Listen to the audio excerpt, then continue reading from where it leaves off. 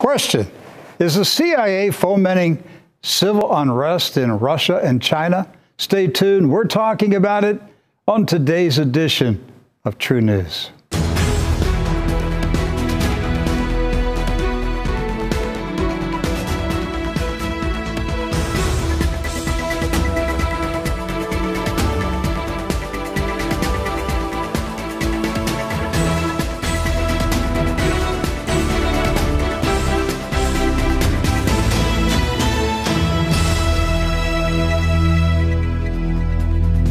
This is True News. I'm Doc Burkhart. And I'm Kerry Kinsey. It's Monday, July 29th, 2019. And these are your uncensored news headlines. President Trump has announced the man he made Director of National Intelligence, Dan Coats, is stepping down. In his place, the president plans to nominate Congressman John Ratcliffe, a Texas Republican who has been one of the president's most outspoken defenders on Capitol Hill. Eve Johnson reports. America's spy chief is stepping down. Republican Dan Coats was appointed Director of National Intelligence in 2017, but he's spent the past 2 years clashing with the person who gave him the job, President Donald Trump. Trump confirmed the news on Twitter Sunday night, saying he'd be nominating John Ratcliffe for the post. Ratcliffe is a congressman from Texas and a staunch supporter of the president. Coats joins a long list of senior officials to leave the Trump administration. He's disagreed sharply with the president on issues such as North Korea, Iran, and Russia's interference in U.S. politics. The intelligence community continues to be concerned about the threats of upcoming U.S. elections. We continue to see a pervasive messaging campaign by Russia to try to weaken and divide the United States. U.S. intelligence agencies found Russia did try to undermine the 2016 presidential race. But Trump has taken a more conciliatory approach towards Moscow, appearing to brush the matter off at a G20 meeting in June, while sitting next to Russian President Vladimir Putin.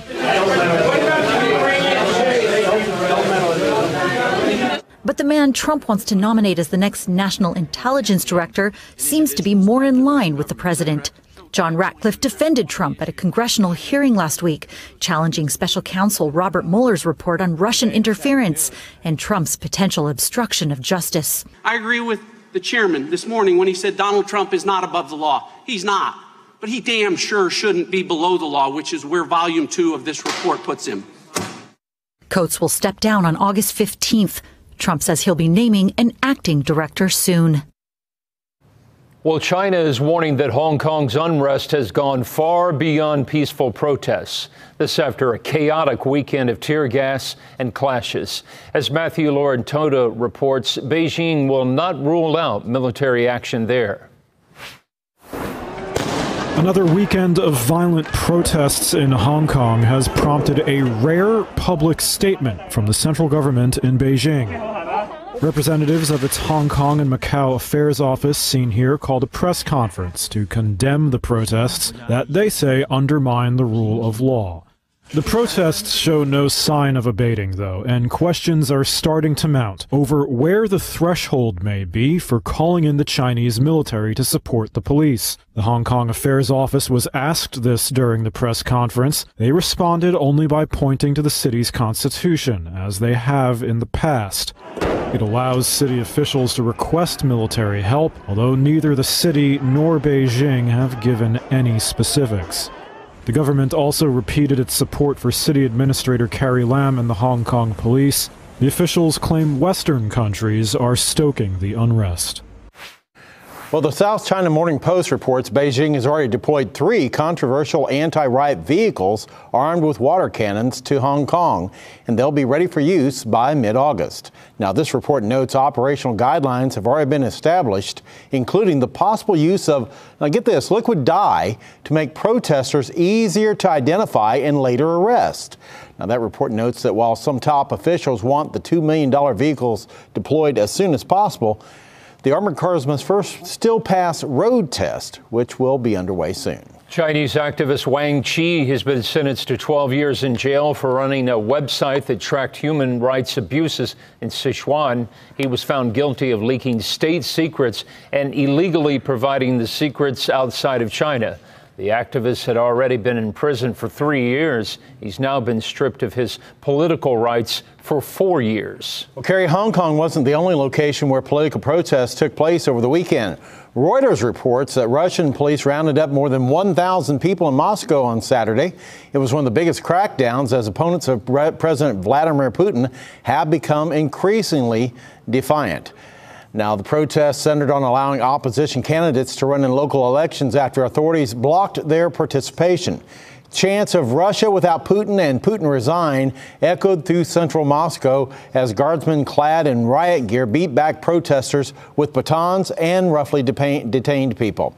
Reuters noted at least one woman and a man appeared to have suffered serious head injuries. Opposition leader Alexei Navalny, who was arrested last week for encouraging attendance to this weekend's demonstrations, was hospitalized and later discharged on Sunday following an alleged poisoning, which resulted in facial swelling, itching, and a rash. Sounds horrible, according to one of the doctors who treated him. Navalny has continuously challenged the Kremlin's rule since 2011, a year after receiving the Yale World Fellows Scholarship, which he told the Yale Daily News gave him a better idea of how to use the international legal system to combat political corruption in Russia.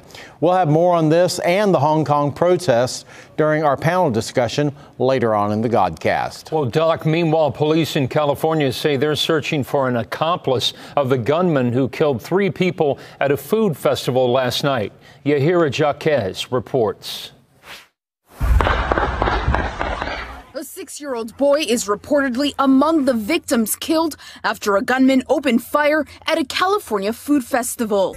Video showed the chaotic scene Sunday night as people ran for cover at the Gilroy Garlic Festival near San Jose.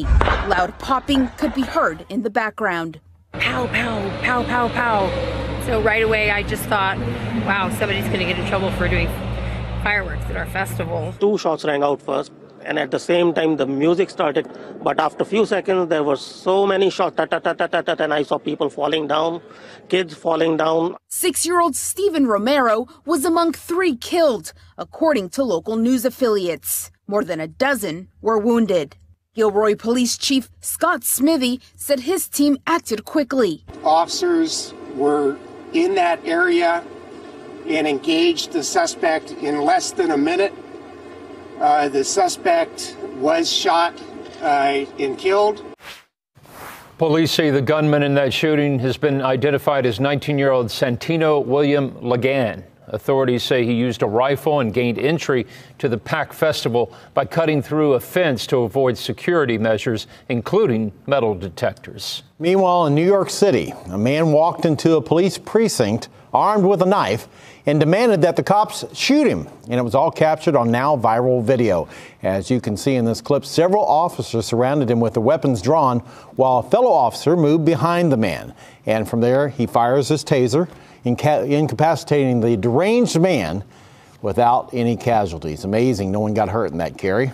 Palestinians held a funeral procession for a man shot and killed by Israeli forces during weekly protests along the border with Israel. The body of 23-year-old Ahmed al-Kara was carried through the streets of Khan Yunis, that's in Gaza.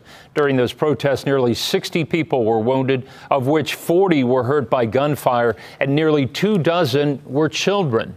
This while the UN noted in a separate report that in 2018, the highest number of Palestinian children had been killed or injured in 4 years.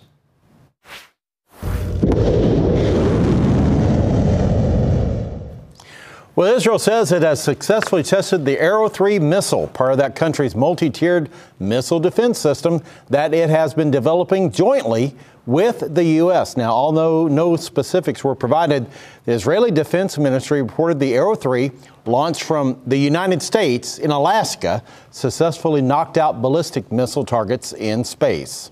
Hey, Doc, check this out. Israeli ambassador to the U.S., Ron Dermer, was at that test. This after reports he made a secret trip to Alaska. The Israeli media has highlighted the Arrow 3's capabilities, mostly as they relate to ballistic missiles that could be fired by Iran. Well, speaking of Iran, Iran's elite Islamic Revolutionary Guard Corps published audio on Monday of its personnel purportedly warning off the British frigate HMS Montrose during their July 19th seizure of a UK-flagged oil tanker near the Strait of Hormuz. Sasso Navy patrol vessel, this is the British warship Foxtrot 236. I am in vicinity of an internationally recognised strait with a merchant vessel in my vicinity conducting transit passage. British warship Foxtrot 236, this is Sasso Navy patrol boat. Don't put your life to danger. Iran has been sending mixed messages of late during a meeting of the nations that signed the 2015 nuclear deal. The Islamic Republic warned the UK, France, and Germany that it will not hesitate to take the third step in reducing its commitments under the agreement if they continue to fail to meet its demands. But at the same time, the Sun newspaper in London reports Iranian President Hassan Rouhani has begged new British Prime Minister Boris Johnson for talks aimed at easing tensions in the Persian Gulf.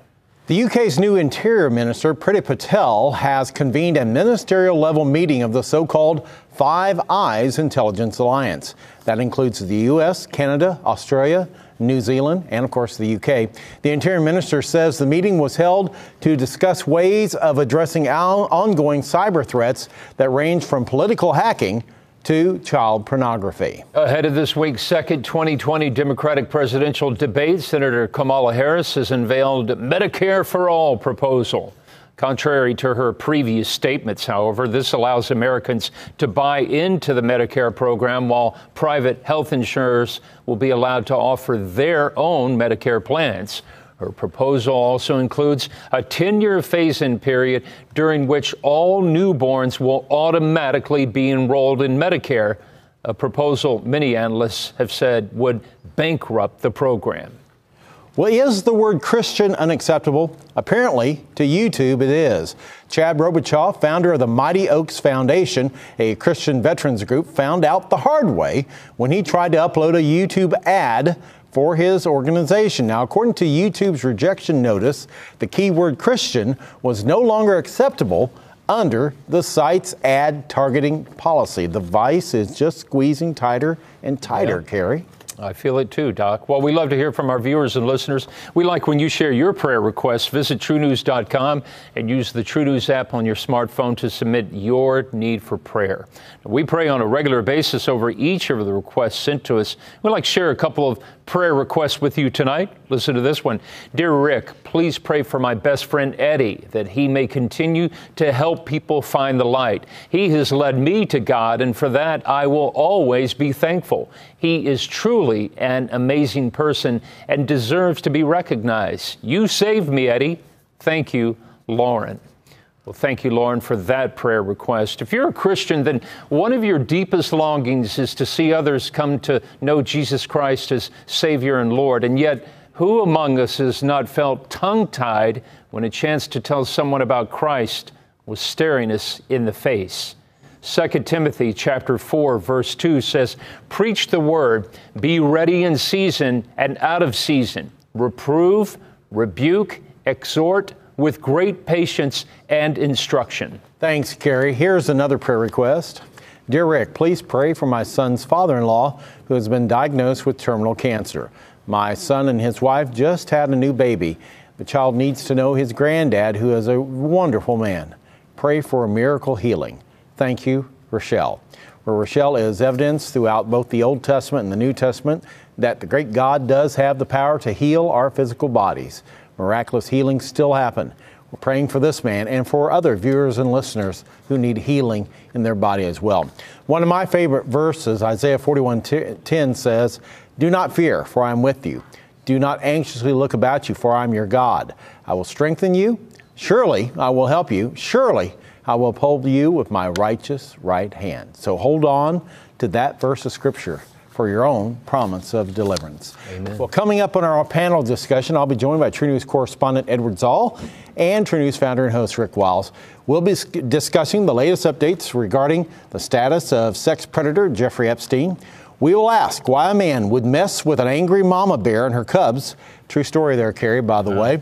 And we will talk about the color revolutions that appear to be stirring up in China and Russia. So stay with us. Rick will be talking about those items in just a few moments. But first, let's take a break for a word from our sponsor, the Holy Bible. Here's Max McLean from the listenersbible.com with a reading from the Word of God from Proverbs, chapter 27.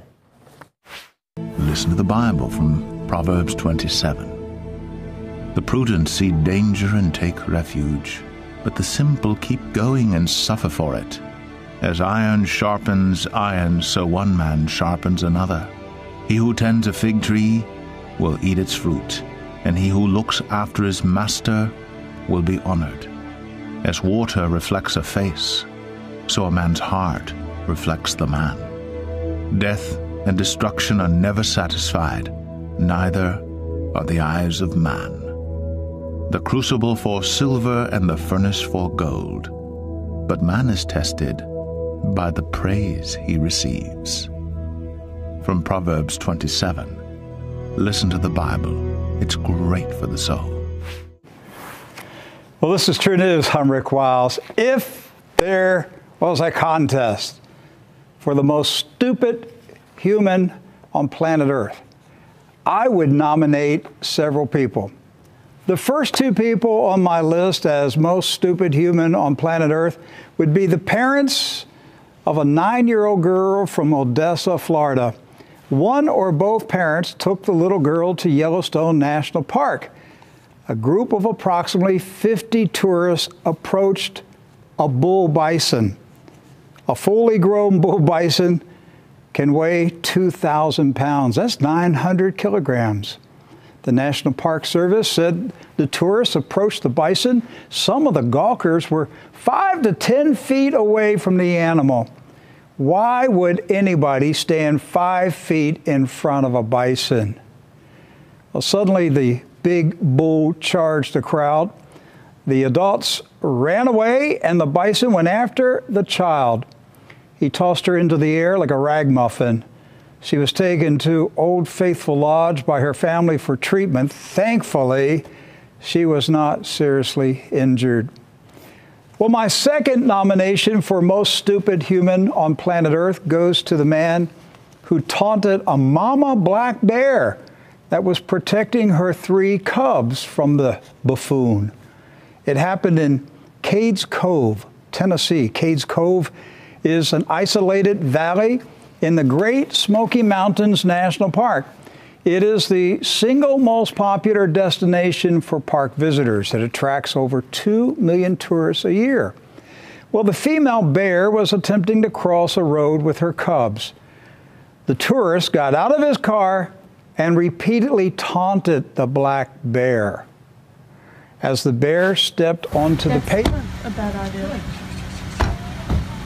A man in a gray t-shirt and blue jeans walked around the minivan and approached the bear's cubs. That's really stupid. Did he think the mama bear would let him pet her cubs? Well, the cub bears tried to stay close to their mama, but the tourists jogged to the other side of the van to confront the bears again. He then pointed to the field as if he was ordering the female bear where to go with her cubs. And that's when Mama had enough of this clown. Well, our society is dumbing down at an alarming rate. Both incidents, the child placed in front of a bison and an adult man challenging a mother bear with cubs, demonstrate that there's something in the water that's making Americans stupid. Think about it. These people drive cars and vote. Edward Zoll and Doc Burkhart are here to help me understand why so many people are acting so stupid. Doc, this is really, I mean, the one with the child, that's really alarming. It is. The other guy's an adult. But what parent would put a 9-year-old child in front of a 2,000-pound bison? They're not parents. I mean, think about this. No real parent would do this. No real parent would put their child into a situation that could potentially be gored. Well, obviously, they're real parents. They had the child. They're responsible for this child. They wanted to get selfies. They wanted something, a viral video. Well, they got one that went viral. They wanted photographs for Facebook. And they put their, and who were the adults that were running the other way while the bison was headed towards the child? Yeah, that's the reaction there. Instead of protecting your child, putting yourself in harm's way to protect your 9-year-old kid. I don't know if those two people were the parents or relatives of the child, but they were adults. Right. They ran away. Look at this. The child's over here and the adults are going the other way. It's just unbelievable. I mean, just look at that, tossing the kid in the air. That's just so frightening. Hey, Doc, look, you know, hey, I've been to a lot of rodeos, and I've seen bulls pick up cowboys and toss them up in the air like doll babies. And people underestimate the strength that's in the head and the neck of a large animal like that. And again, we have people coming out of cities into the mountains, into the rural areas, and they've lost their sense of reality. Yeah, common sense. I mean, it's a chronic negligence that's taken root, and we're not protecting the next generation. This comes from the same parents who are happy to have drag queens reading, storybooks to young children, or the same parents who are electing en masse to have abortions in cities instead of raising a child. It's just they've lost touch with reality. Well, they have no fear of that. They've never been taught that. The only time they see or experience anything like that is on TV, and they have just such a disconnect there. So they think everything is video. They think everything's virtual. And a mother bear with 3 cubs is dangerous. And that man in Tennessee, he is fortunate he's alive. He's lucky he didn't get mauled. Because that bear could have ripped him to pieces in seconds. He has no idea what fury would be unleashed on him if that mother bear charged him and just ate his face off of him. It's not just a phrase. I mean, this is a real threat. I mean, any hunter knows that, but as you see here, these aren't hunters, they're tourists. I mean, the one lady who said she recorded this said he was another local. So this man should have known better, but it shows an example of something we didn't really get to see a lot of before the smartphone. One might wonder if it even occurred much where people did stupid things like this, but it's becoming a daily occurrence now, especially with the advent of viral social media. People don't care about their health or their children's health as long as it gets them 100 likes. Crazy. I'm going with Rick. I think people are just getting dumber. So they are. They really are getting dumber. They've lost touch with reality. Well, we're going to give you a dose of reality in this hour and bring you up to speed since we were last here on Friday. And give you our take on what is the most important stories right now. We can't fit everything in 1 hour program. We'll hit the very most important topics. A lot of stuff that is on other networks you can watch over and over and over, but what we like to do is focus on the stories that most other news programs ignore, and those usually are the most important stories. Well, it's Monday, and that means there are more dead Palestinians because every Friday the Palestinians protest the military occupation of their land, and that means Israeli IDF snipers shoot and kill Palestinians. And it gets buried over the weekend. No one hears about it, and then nobody talks about it. Of course, the Israelis are now saying that they're humane and they're only going to shoot their ankles. Yes. Right. Thank you. But this 23-year-old Palestinian man obviously didn't get shot in his ankle. Right. He died Friday. 56 more Palestinians were wounded. These are during protest. Right. Along the border fence. Now, Rick, are the Gazans armed? No. So let's keep that in mind. What are they armed with? Rocks. Rocks.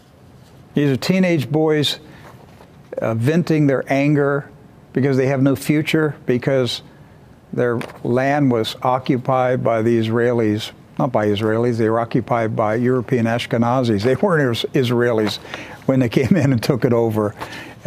They took it over in 1948 using violence, bloodshed, and these Palestinians are trying to express their frustration at being subjugated to military occupation. And so the Israelis, they have snipers, they shoot them, and it's become a sport for the Israelis. I don't know why Benjamin Netanyahu has not been arrested for war crimes. The Israeli military commanders should be arrested for war crimes. The United Nations issued a report on Friday.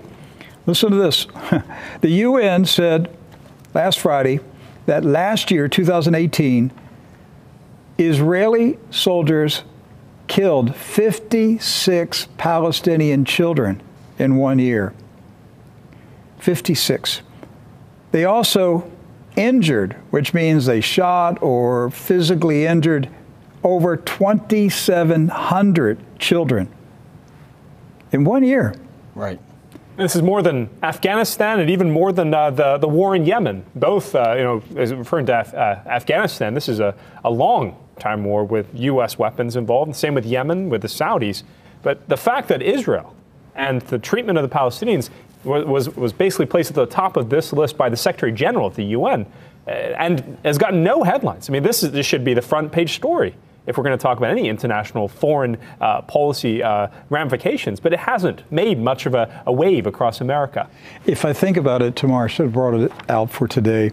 There was a story a few days ago in Haaretz in Israel, and I give Haaretz credit that for an Israeli Jewish newspaper, they do confront the ugly side of Zionism. Even though they are Zionists, they do admit that there's an ugly side to Zionism. And so a few days ago, Haaretz published a story about David Ben-Gurion, the first prime minister of Israel in 1948, and had a direct quote of David Ben-Gurion regarding how the Ashkenazi Jews that took over Palestine, their view of the Palestinian Arabs. And Ben-Gurion said, quote, "We see them as donkeys." Right. I read that. Yes. That's what he said. The Israeli prime minister, this great hero that the Christian Zionists like to idolize, he said he viewed Palestinians as donkeys. That's why they shoot the kids. That's why they shoot these boys. They see them as animals. And you try to get this across to American Christian Zionists, and they don't believe you because they're convinced that every Palestinian is a terrorist. Right. When it's the fact it's the other way around. It's the Israelis who went there as terrorists and killed the Palestinians in 1948, and they still view the Palestinians as animals that have to be eradicated. So that takes us to this next story, Haaretz. Trump is playing with fire at Jerusalem's Al-Aqsa Mosque. And so it says that rumors are running rife throughout the Arab and Israeli news media that Jared Kushner is going to do what we said last year he's going to do. Right. And that is his so-called peace plan calls for replacing King Abdullah of Jordan as the custodian, the trustee of the Christian and Muslim sites in Jerusalem. Replace him with Jared Kushner's sleep-in buddy, Mohammed bin Salman of Saudi Arabia. So Haaretz is saying that that's the word on the street, that this is part of the peace plan. So we'll wait and see. This thing's supposed to be revealed sometime. Supposed to be revealed last year. I think there's a lot of opposition to it, even though people don't know what it is.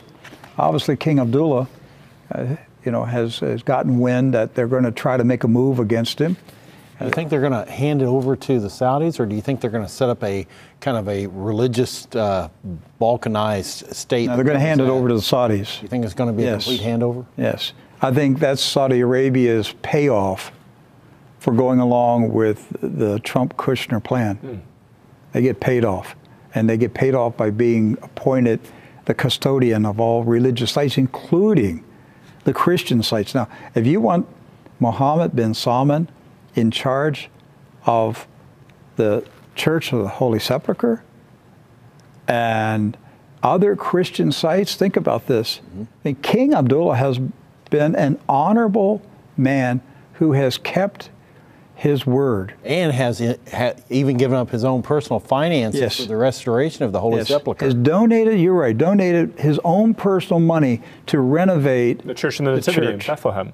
No, I think it's the Church of the Holy Sepulchre. I think it's the one in Jerusalem. That it might be both of them. Might be both of them. Yeah, but he said it is his duty to protect the Christian sites, and they're going to turn it over to Mohammed bin Salman. Yeah. Well, Rick, you can already see the framework, the groundwork being done to humanize Mohammed bin Salman. We saw last week in the Wall Street Journal the reemergence of talk about Neom. And remember at the Friends of Zion conference, Mike Evans, the founder, brought up that Mohammed bin Salman's nanny was a Christian. So maybe he was given a Christian upbringing. So if you think about it, they've already laid out that maybe the custodianship under Mohammed bin Salman will be good for the Christians and the Christian churches in Jerusalem. And last year, when a number of evangelical leaders went to the Middle East to talk with key leaders in the Middle East, they didn't go to King Abdullah of Jordan, who was, the caretaker of the religious sites. Who'd they go to?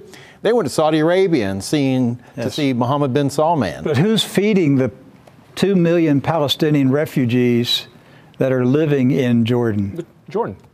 Yeah, King Abdullah's government is feeding the refugees, and they've been taking care of them since 1948. And he's being pushed to the side by Jared Kushner. And if we knew the truth, they've got their sights on Jordan. Right.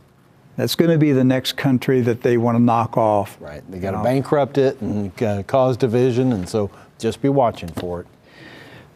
Okay, the Jerusalem Post reported a few days ago that Israeli ambassador to the United States, Ron Dermer, traveled secretly to Alaska last week to discuss sensitive issues dealing with U.S.-Israel security cooperation in Iran. It was first reported by Israel's Channel 13, quoted an unnamed Israeli official as saying that it was not a usual diplomatic visit to one of the U.S. states, but rather a much more important and even dramatic trip. Now, the article in the Jerusalem Post that you see on the screen, the last line says, the Israeli military censor heavily deleted this article. The Israeli military censor heavily deleted this article, saying that further details will be published. So what we now know is that the U.S. and Israel carried out a joint exercise, a test of the Arrow 3 missile system, and it was done over the skies of Alaska. Yes, and this isn't some small missile test. This missile, Rick, is a hypersonic ballistic missile. It has the ability to take down, according to both the Israeli and the U.S. defense officials, a nuclear-armed intercontinental ballistic missile. Now, this comes on the heels of Iran testing their Shahab 3 ballistic missile about 2 weeks ago. And the fact that this was done on U.S. soil, think about that. Israel, in conjunction with the United States, conducted a joint missile test on U.S. soil last week. Now, can I throw something in here that I got thinking about? So they continually say to Iran, now they're developing these missiles that they can strike as far as Europe, right? Or as far as China. Well, if Israel's shooting off missiles in Alaska, couldn't they hit any point within the continental United States? Well, from Alaska they could, couldn't they? That's true. So, I mean, but you don't hear that outcry, do you? No. Well, from what I understand, Doc, they chose Alaska because the airspace over the Mediterranean Sea was too congested. Right. So I don't think the rockets originated from Israel. No, they didn't originate. I know they originated from Alaska, but now Israel has the capability with missiles on our own soil to hit any point in North America. Well, I don't know that, because this was done at a U.S. military, the Pacific Spaceport Complex in Kodiak. I understand, but it just seems so strange to me. Here we've allowed a foreign power, no other foreign power, No, they're not a foreign power. It's yeah, well, yes, you're right.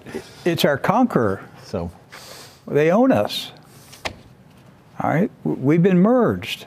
Of course, our military, the IDF and the U.S. Pentagon are one. Two minds, one missile. They're one. Right? That's probably going to be the new Pentagon slogan. Well, they've named it. It's called the Missile Defense Agency. That's the joint cooperation on this particular project, the Missile Defense Agency. We're merging our space program. We're merging our intelligence with the NSA. We're merging our militaries. This is a takeover. This is a merger. And, you know, and I was thinking about this, and I said this to Doc last week.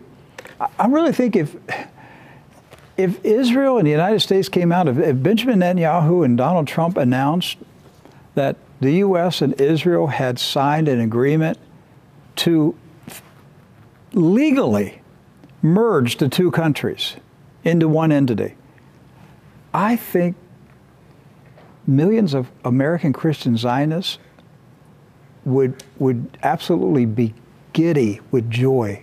They would be elated. They would love it. They'd celebrate it. They'd be doing backflips down the aisle. They would, Doc. Because under their contorted theology, every single thing we now did with Israel would be a joint blessing for the United States. And you think back to this House bill, the bill was introduced and voted as a resolution at least last week.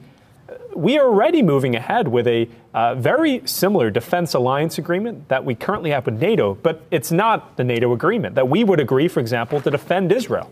If any Israeli was killed in an attack, let's say, by Iran, that already has put the United States in a position where we are treating them like Americans. Well, we do know this, that if Iran was shooting missiles off on Russian territory, what would be the U.S. response?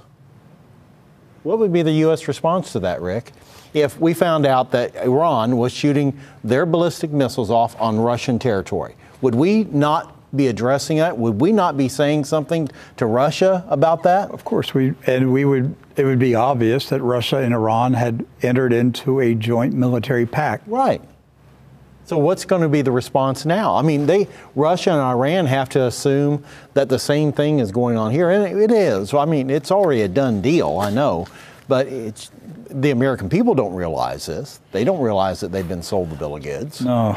Benjamin Netanyahu said they were successful beyond any imagination. The Arrow 3, with complete success, intercepted ballistic missiles beyond the atmosphere at unprecedented altitudes and speeds. Right. So in space. Yes. So now they have the ability to shoot weapons into space? Yes. And they're one for one, because they claim they shot at quote-unquote enemy projectile. Rick, our current, the U.S. current interceptors have maybe a 50% success rate. Okay. So this is arguably the most advanced interceptor that both the United States and now Israel possess. But the U.S. built this for Israel. Yes, we did. You and I paid for it with our tax money. We paid for it. We built it. God bless America. All right, let's move over to another part of the next door to Israel, the war that was started in Syria by Israel, the United States, and Saudi Arabia. TASS news agency in Russia reporting the Syrian army, backed by National Defense Forces militia, have recaptured the hilltop of Tal Malah from terrorists, according to the Al-Masdar news website. This was reported today. Since the beginning of June, Syrian troops have recaptured the area from terrorists twice. However, a few days later, they had to retreat under the onslaught of superior enemy forces to prevent heavy losses. Now, most of us, including, I think, the three of us, we have assumed here in America that the fighting has died down in Syria. Right. It hasn't. It's still going on. The U.S., Israel, Saudi Arabia are still supplying weapons to whatever these, I am not going to call it an Islamic army because we don't know what this thing is. They're something like proxy fighters. It's an army of mercenaries that the CIA and the Mossad rounded up, and maybe some genetically modified soldiers tossed in, to speed it along. That's what the Syrian ambassador. The ambassador to the UN said that twice. So the fighting is still going on, And there's been intense fighting in Idlib in the past 2 weeks. Now, when people see the news items on the mainstream media and they see the fighting going on, in their mind, they're thinking, well, these militants, they're hiding behind rock piles and behind buildings with guns, the 30-year-old guns, and they're militants. But in another article that we have here from TASS, it's saying that these militants have 11 tanks. This is what the Russians have taken out. On behalf of Syria. 11 tanks, 17 infantry fighting vehicles, 12 multiple rocket launchers, 29 vans with heavy machine guns, and 3 depots with more than 40 drones. Where did jihadists get this? They go down to Home Depot? Question. They go to Home Depot, they pick up some tanks? According to the Russians, it's the U.S. that's supplying arms to these jihadist groups. And the part about this is that those heights, the Hama Heights, which is actually adjacent to Latakia province, where the Russians have their main air base.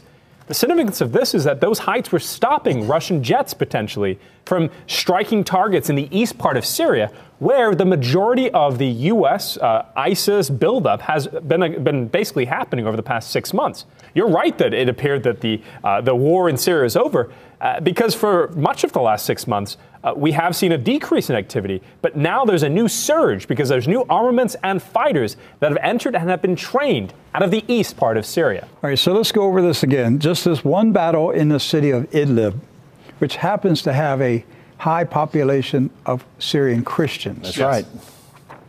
So once again, they're caught up in the middle of this fight. Somebody's eliminating Christians in the Middle East.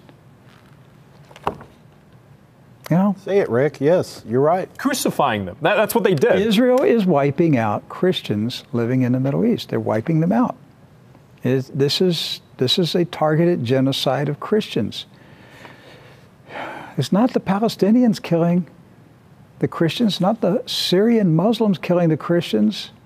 It's this army that's been put together by the U.S., Israel, and Saudi Arabia that's killing the Christians. Listen to this again, what Doc read. This battle in Idlib in recent days. Here. Just one city. The Russians have destroyed 11 tanks, 17 infantry fighting vehicles, 12 multiple rocket launchers, 29 military vans with heavy machine guns, and 3 depots with more than 40 drones. And that's just in the past month and a half. Yes. Now, let's use our logic. All right, so we're told this is ISIS, if you believe this. Right.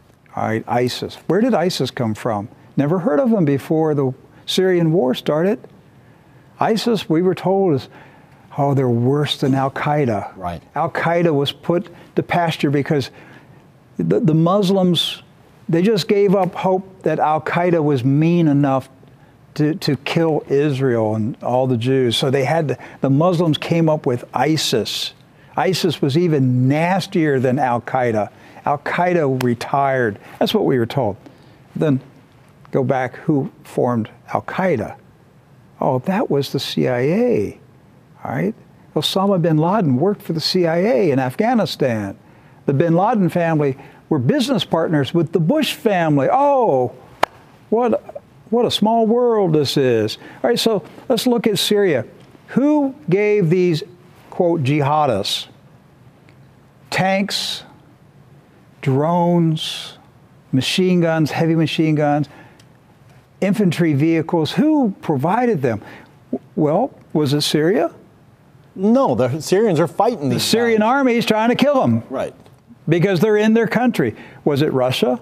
No, Russia's the one that knocked these ones out in Idlib. Was it Iran? No, it's not Iran. Because they're defending the Syrians. Right. Was it Jordan? No, not Jordan. King Abdullah doesn't want war in the Middle East. He's trying to maintain peace there. Who is it? Name the country. What country sent tanks and drones into Syria to kill Syrian soldiers and Russian soldiers? And what is frightening about this is just the past month and a half that they've wiped these out. You've got to know there's a lot more than this. And let's just say it. the man that we elected here in the United States, president in 2016, is now, he owns this war. Yes. He actually stopped the Russians from bombing Idlib about 3 or 4 months ago. He threatened intervention, actually. That's right. I voted for Donald Trump to stop Barack Obama's war. Right. But he now owns it. And he now is building U.S. military bases and a wall in Syria against the will of the Syrian people. Mr. Trump knows that the CIA is running weapons.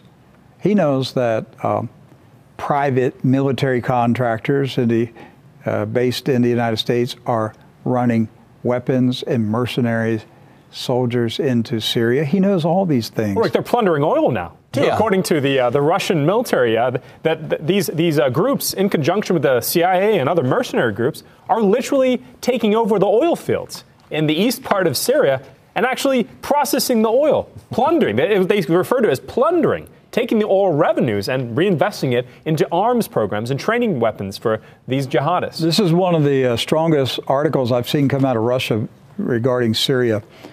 TASS news agency, U.S. private military companies plunder Syrian oil facilities, says Russia's general staff. That's their Pentagon. Yes. Says U.S. private military companies numbering over 3,500 men are plundering Syrian oil facilities under the cover of the International Anti-Terror Coalition's aircraft. The head of the Russian General Staff Main Operational Department, Colonel General Sergei Ruskoy, told a Defense Ministry press conference today.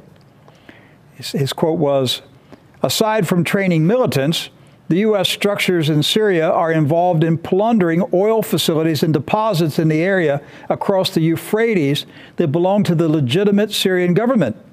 Lately, U.S. private military companies have been observed actively beefing up their personnel. Today, the mercenaries of the private military companies in Syria exceed 3,500 people," end of quote. This is... They're running oil companies in Syria. Doc, this is just old-time plundering. Yeah. Yes, it is. Invade, rob, steal, kill, just plunder. These are the acts of empires. I mean, if you look back to the 18th and 19th century, this would have been the norm. But now we're seeing this in 2019. And this part of Syria, Rick, is the richest part. It's the Euphrates Valley. It's where the farming is. It's where a lot of the oil is. It's where a lot of the water is. Syria cannot recover without this. Anybody ever hear about the Euphrates? It's in the Bible. All right?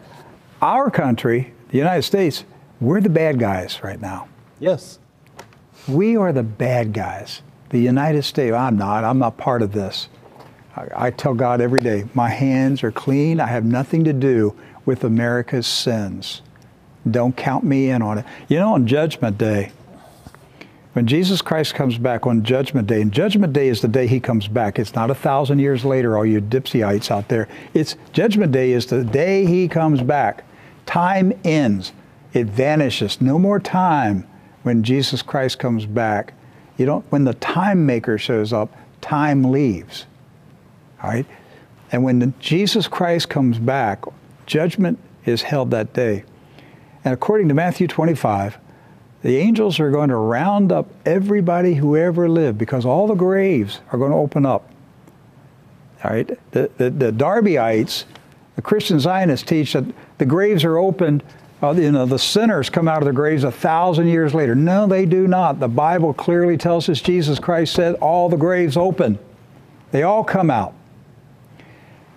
And the angels are going to gather everybody who's ever lived, not just the people who are alive on the earth when Jesus returns, but every human being going back to Adam and Eve. Every human who's ever lived is going to be gathered and segregated. They're going to be, first, there's two groups. First, they're going to be segregated into the nation that they lived in.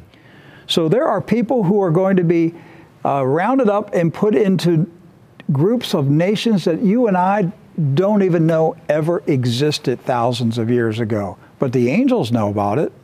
And then after all the nations are segregated, then they subdivide. And it's going to be sheep on the right and goats on the left from each nation. And the goats are going to be sent to the lake of fire, and the sheep are going to spend eternity with the shepherd in New Jerusalem. Now that's a fact. And I'm telling you folks right now, Judgment Day, every person is in the nation that they belong to. Listen, God, please, Father, my hands are clean. I have nothing to do with America's bloodshed. I speak out against it every day. Don't hold me guilty on Judgment Day for the blood that America has shed. My hands are clean. I am opposed to their bloodshed. I am opposed to their plundering, their killing, their stealing, their crimes. On Judgment Day, don't lay this on me as an American, because I reject it. I oppose it. And I'm on record right now. Again, I'm on record. It's going into my file folder in heaven. Rick Wiles spoke against it again today. And I'm going to continue to speak against it, because I want to make sure that my folder in heaven has plenty of evidence that I did not participate in my nation's sins. What about you? You going along with it? Are you winking at it? Are you defending it because, by God, we're Americans, you know? We're going to put the flag over there, and that's all. If that's our oil, we'll take it. No, that's theft. That's theft. And you're going to be held responsible on Judgment Day for this stuff. People don't think about this, Doc. They don't. You better think about it. Before you go backing your country to do anything that your leaders say, you better think about it. Do you want to be held responsible on Judgment Day? Are you a sheep or a goat? Because I don't want to be with the goats on Judgment Day. Well, one of the things, listen, in this article from TASS, I don't know if you guys caught this. The Russian general said, all this activity by U.S. private military companies is conducted under the cover of the International Anti-Terror Coalition. Now listen to this. In exchange for assistance in oil smuggling, the United States is beefing up both Kurdish and Arab formations with arms and use them against each other. Yes. Problem, reaction, solution. They're arming both sides and letting them kill each other. Now, Doc, that's a pretty evil plan. That's diabolical, Rick. That sounds like something the Rothschilds would do. So, provide arms to both sides and let them kill each other.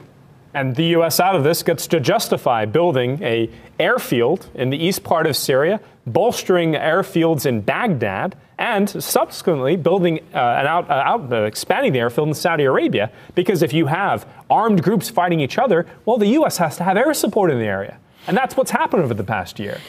The Russian general said that the militants trained at the U.S. Al-Tamp base in Syria. That's in the southeastern portion of Syria. That's the United States has a military base in Syria against the will of the Syrian people. Right. And that's where the U.S. Marines are. I think we showed a video of it earlier this year. We had a huge military exercise there to show America's strength in the region. So we are occupiers. Yes.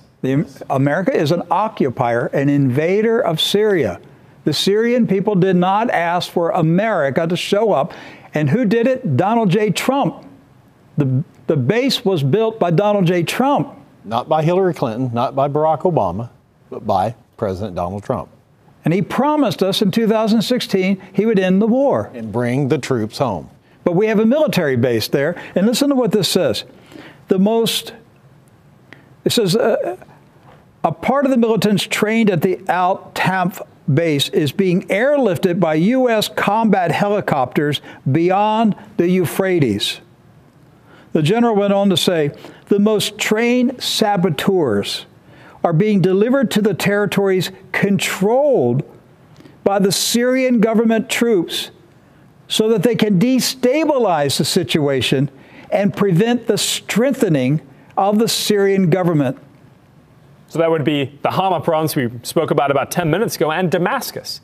Really, they are now on the counteroffensive against the Syrian government as they basically had won. So U.S. military helicopters are transporting killers. It's a new airlift of evil.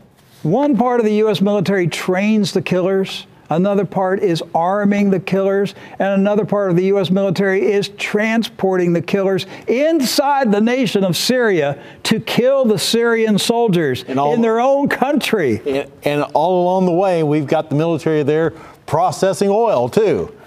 Stealing their oil. Oh, God bless America, right? Rick, weren't there stories? How can God bless this thing? God's not in this. He can't bless this country anymore. Satan is in this. Yes, this is Satan blessing America. Satan comes to rob, kill, and steal. What did we just read about? Rob, killing, and stealing. Yes. I mean, this is... I don't know how... What does it take to get the American people to oppose this stuff? We're going to go through another election, and the people are going to go to the rallies and cheer. And for what? The same atrocities are continuing. And what are we doing it for? For behalf of Israel, to destroy all their Arab nations, all their Arab neighbors. That's all this is about, to destabilize the Middle East so that greater Israel can be fulfilled. So our men are fighting. Our men are dying, our tax money being spent, and I'm ashamed of what my country is doing. I'm thoroughly ashamed of it. Would you go over to Syria and tell the Syrian people, hi, I'm an American? Of course not. We're the enemy. Who are the Syrian Christians praying to God? The Syrian Christians are praying to God, asking God to stop a particular nation. Who is it? It's not Russia, and it's not Iran. They're praying the United States and Israel would stop bombing and arming the enemies, the saboteurs, the terrorists in their country. Just wrap your head around that. The Syrian Christians are praying to Almighty God in the name of Jesus Christ that God will stop America. Right. Imagine a mother and father and a couple kids hiding out from explosions going on in their area. What are they praying, Rick? They're praying, please let that stop. Please let the enemy stop bombing us. And who's that enemy? It's the United States. And those parents are saying, God, do whatever you have to do to stop them. Yes.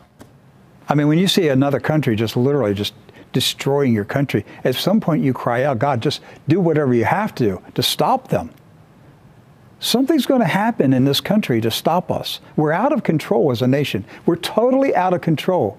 Actually, we're in control. We're in control of Satan. Yes. That's the truth. We're in the control of Satan. We're acting like madmen around the world. Debkafile, Israeli website, second Israeli attack on Iranian targets in Iraq. Iraq. So Israel is bombing Iraq. Does anybody, who's the aggressor here? Israel is bombing Iraq.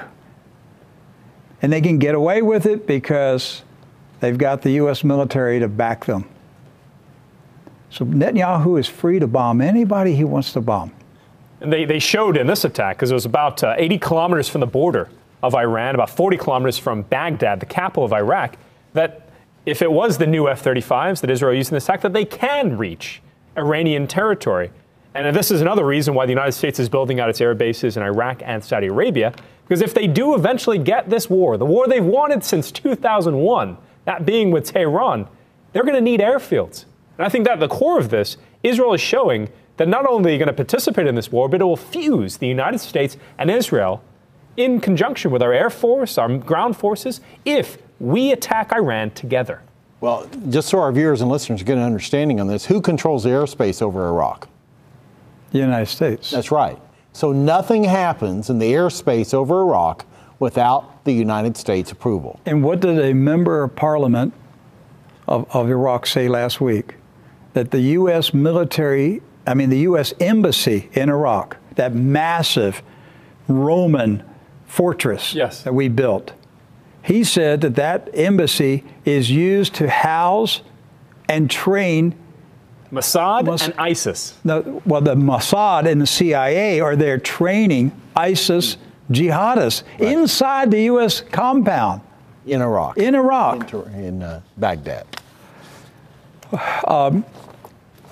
Turkey's President Erdogan gave an interview on Iranian press. He's alive. Yeah, that's right. He's alive. Wonder why he disappeared for a while. Good question. He said, "We do not approve of silence on the state of terror that Israel blatantly carries out in Palestine. Whoever is on the side of Israel, let everyone know that we are against them." Okay, so they're a member of NATO. So he's saying Turkey is against the United States. And this was kind of like a State of the Union. It was during a rally to his party, AKP. And one might say, especially after Erdogan lost elections, his party did in Istanbul and other parts of the country, this is the new platform he's going to try to reinvigorate his base with, which is protecting the Palestinians and reinvigorating that Israel is the aggressor in the region, especially when it comes to Syria. But the U.S., our bullying is driving a member of NATO out of the alliance, into the arms of Russia and China, because of the way we're acting in the Middle East on behalf of Israel. Because basically, President Erdogan here said that the United States is now the enemy. Doc, the U.S. tried for years to pretend that it was neutral in the Middle East. Under Donald Trump, there is no neutrality. Right. We're proud of our bias. We're proud of our alliance with Israel and other pro-Western nations like Saudi Arabia. And the excuse for decades was always we're protecting American interests there, oil interests, things like that. But now we're an oil exporter, right? We're an energy exporter. We don't need the energy in the Middle East anymore, right? But why are we still there? We're protecting our religious interests. Private military companies stealing the Syrian oil facilities. Private. This is not the U.S. military. It's the private mercenaries that are stealing the Syrian oil companies. Imagine what if we told you that Chinese mercenaries were in Houston and that they had seized the refineries in Houston? And they were processing crude, and they were paying people. They were running a payroll operation. And they're funding Antifa with the money. They're hauling, processed oil out. And they're bringing tanks into Texas and attacking San Antonio with tanks. Well, that's fighting. You can't invade Texas, Rick. All right, you guys mentioned this in the headlines up front. Britain hosts Five Eyes Security Alliance ministers for cyber talks. It says one of the topics. So the Five Eyes, the United States, Britain, Canada, Australia, New Zealand, and the Sixth Eye, Israel. According to Benjamin Netanyahu, he's the one that said that. He did. He said that they were the Sixth Eye, and I would say he's the all-seeing eye. I like that better. One of the topics at this meeting is child pornography. Yes. It's interesting, wasn't it? Yeah, I would say it's probably about how to prevent the truth to come out about Jeffrey Epstein and Mossad. Right. Because we know that directly implicates England, for example, the new Home Secretary, who, mind you, she had to resign about 3 years ago because she visited a jihadi hospital in Israel. Let's not forget this story. Priti Patel, serving under Theresa May's government, she had to resign. She is now the new Home Secretary under Boris Johnson. Rick, the other thing about this meeting is, do you notice who the U.S. is sending to the meeting? Our Attorney General, William Barr, is going to be one of the top officials. I noticed that. So the top of the Department of Justice is now going to this meeting, looking into what we can do about child pornography online. But hold on a second. Shouldn't our CIA director be going? Not the Attorney General. Not the head of the Justice Department? It's odd because James Comey went to the last meeting, which was in New Zealand. Remember that? It's very interesting, Doc. The Attorney General is going... This is foreign intelligence, right? Yes. Or supposedly it's supposed to be. Yes. It's a very good point. Why would the Attorney General attend an international meeting of spy agencies? So unless we're saying now the domestic agencies, the 5 domestic agencies are in alliance. Is that what we're saying? Well, I'm of the opinion anything with 5 or more eyes is a monster anyway, right? But now we're talking, this is domestic intelligence. We're not talking foreign intelligence, are we? That's what it seems to me. You're going to have to ask. Maybe you can bring up the topic, ask him, because it is an unusual occurrence that the Attorney General is representing the United States at an international meeting of allied spy agencies. And one of the topics is child pornography. And I think it has to do with Jeffrey Epstein and how they're going to suppress the evidence from coming out. Let's get on to Jeffrey Epstein very quickly here. Some new stuff coming out. Well, the governor of the Virgin Islands, U.S. Virgin Islands, Governor John DeYoung, his wife works for Jeffrey Epstein. She's the office manager for his trust company. Wow. What a coincidence. Now we know why nobody, excuse me, on the Virgin Islands ever responded to the rumors that children were being tortured or molested on Pedo Island. They all jokingly called it Pedo Island, and the people living in the Virgin Islands, everybody knew. Hey, that's an open secret. St. James Island, Little St. James Island, is Pedo Island. So no wonder the U.S. Virgin Island Police Department never went over to the island to check up on the rumors, because the governor's wife is the office manager, and to the best that we know, she still is today, still on the payroll. Unbelievable, Doc. Is it unbelievable, the depth of the corruption? You wonder why there's no investigation? So we're going to ask again, where is Ghislaine Maxwell? We don't know.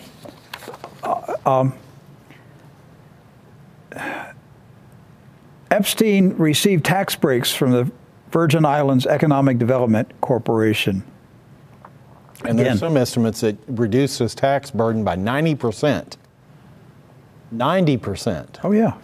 Oh, the islands have great tax benefits. Especially if you've got the governor's wife working for you. I mean, that's really this is after his conviction. Benefits. Okay, yes. They granted this to a convicted pedophile, who then was expanding his operations not just on Little St. James, but also on Great St. James Island, which is adjacent to this island. That was in 2016. That's when Jeffrey Epstein bought that island for $18 million. But he was building a second, quote-unquote, orgy island, or pedo island, as the locals called it. Hey, Daily Beast reported that in July 1980, Jeffrey Epstein was on the cover, was featured in the magazine as Bachelor of the Month. This is real. This is real. He was working for Bear Stearns, and he said in the magazine that he was looking for a cute Texas girl. Yes. So Cosmopolitan magazine, July 1980. Let's see, the editor back then was Helen Gurley Brown, a radical feminist. Friends of Betty Friedan and that whole bunch of radical Zionist feminists. They were all Zionists. I'm talking about when you get to Betty Friedan and that whole bunch, they were all Zionists. Well, that would make sense then, why they published a op-ed, an ad for Mr. Epstein to meet young or cute Texas girls in a Bachelor of the Month. Now, you think about this. This is one of, at the time, New York's main culture magazine, also seen around the country. And his profile, I mean, we have a picture from the article itself. Look at this glowing profile they gave for him. Financial strategist. Talks only to people who make over $1 million a year. If you're a cute Texas girl, write this New York Dynamo at its 55 Water Street, 49th floor, NYC. This is now a convicted pedophile. This is also now an alleged leader of an international sex conspiracy involving child sex prostitutes. Yeah. Nice Jewish boy looking for cute Texas girl to entrap influential American politicians. That's right, observant Jewish man, too. Yes. But to entrap them on behalf of Mossad to take over the United States of America. How did they take over the United States of America? Because they entrapped thousands. Thousands. He had thousands of girls. Yes. The police said they found thousands of photographs. This operation went on for decades. They worked it day after day. None of us can comprehend how many influential Americans were brought to his various mansions and entrapped in illegal sex with underage girls, little 13, 14-year-old girls. That's how Israel took over the United States of America. It's as simple as that. The plan wasn't any more complicated than that, Doc. Right. Because once you've got people on video or in pictures, you've got them compromised, and you can get them to do anything you want them to do at that point. So this goes back to 1980. Now, in this article by Daily Beast, it said that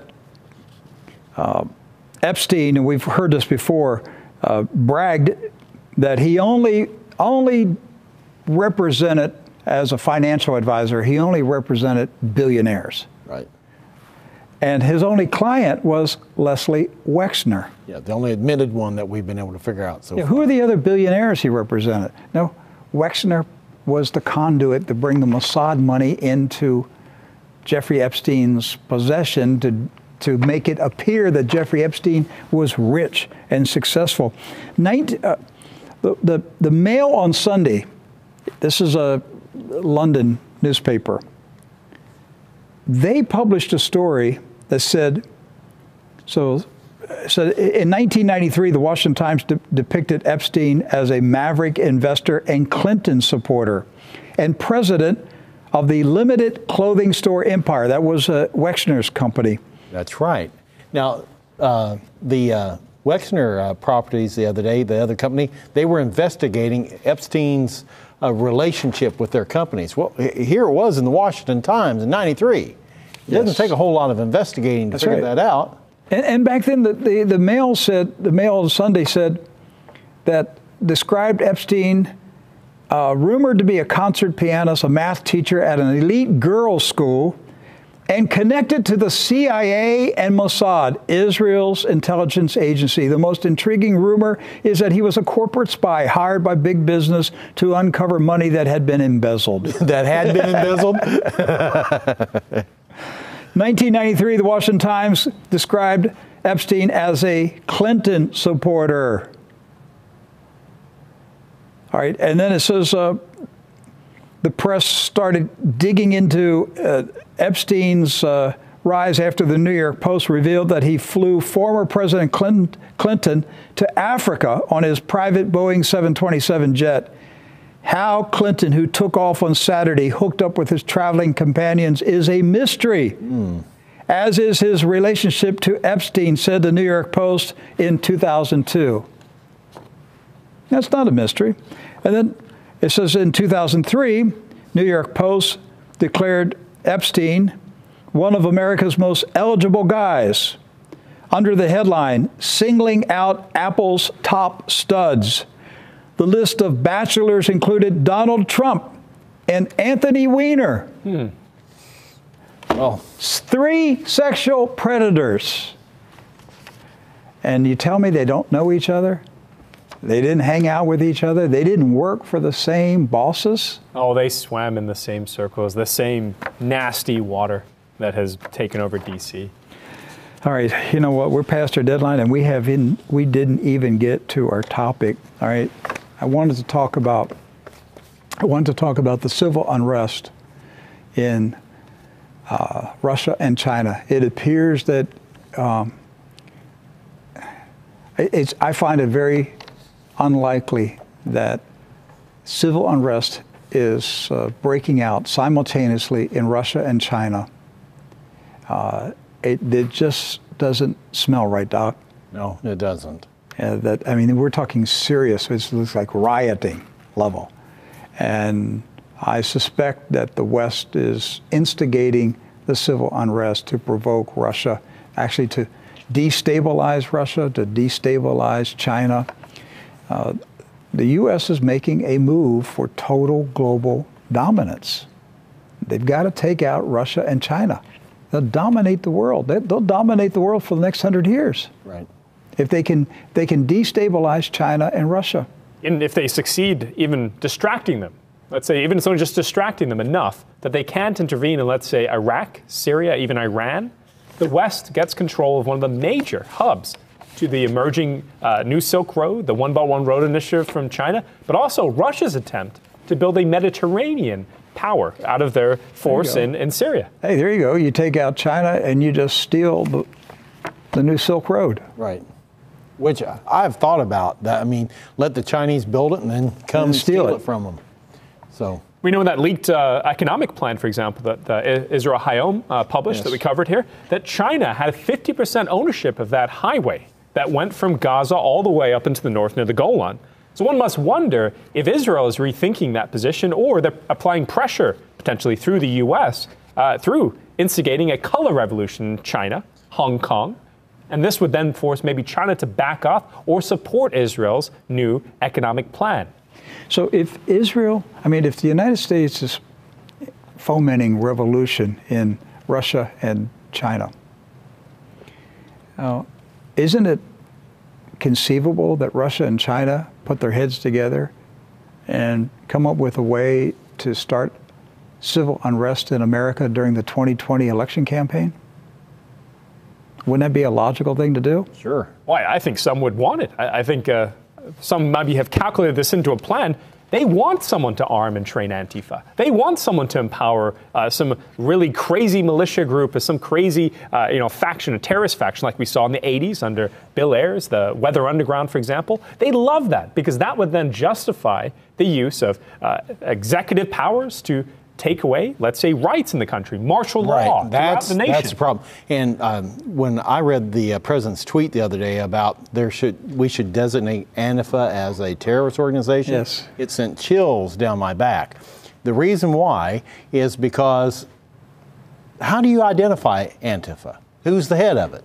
Well, it's like anonymous. Where's its headquarters at? It's like anonymous. Right.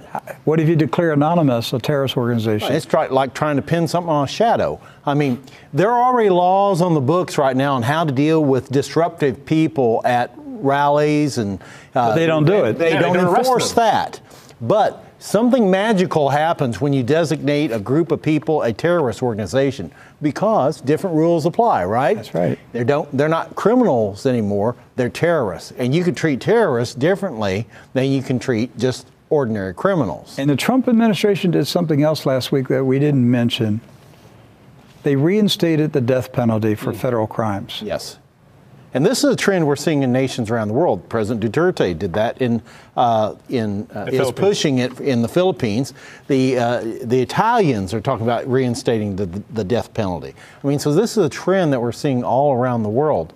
But there was one thing pointed out in that is the execution for child predators. Okay? I thought to myself, well, now that would be a convenient thing to happen at this time. So if you had somebody that was a convicted, let's say, child predator like Jeffrey Epstein, and you wanted to keep him quiet, the death penalty would come in really handy then, wouldn't it? It did for the Rosensteins. So, Rosenbergs. I mean, the Rosenbergs, you just get rid of them. You execute them and pretend that you were outraged by their crimes. Sure, that was Roy Cohn, President Trump's mentor, secured the death penalty for those two. Well, let's put off till tomorrow the discussion of civil unrest in Russia and China, but there's definitely something going on. I was surprised when I saw it spring up in Moscow this week. I mean, I've been monitoring Hong Kong, and it's becoming more violent in Hong Kong. I mean, it's getting to the point that China's going to have to come in and do something, because it's no longer peaceful protesting, it's now anarchy. Right. In a beautiful city like Hong Kong, they can't allow it to go on. But there's somebody behind it. There's somebody orchestrating these massive protests because they don't even know what they're protesting. Yes. And who's giving them water? Who's securing food? Who's securing porta potties? Bathrooms for these protesters? That's what we want to talk about tomorrow. Come back tomorrow. We'll be here. We'll have more news, information, and analysis. Thank you for watching. Thank you for praying for us. I had a good day today.